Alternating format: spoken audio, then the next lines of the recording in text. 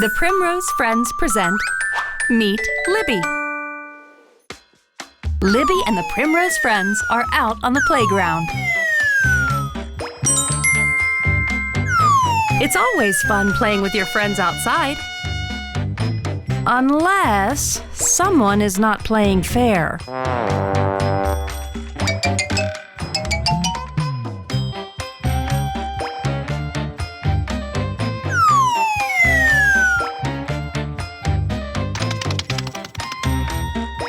Uh-oh, Allie is not giving everyone a chance to slide down the slide.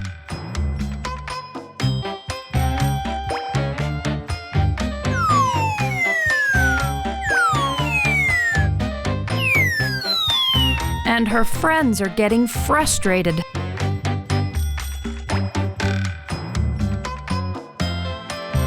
Libby talks to Allie and reminds her that when you play fair and share, it shows others that you care about their feelings.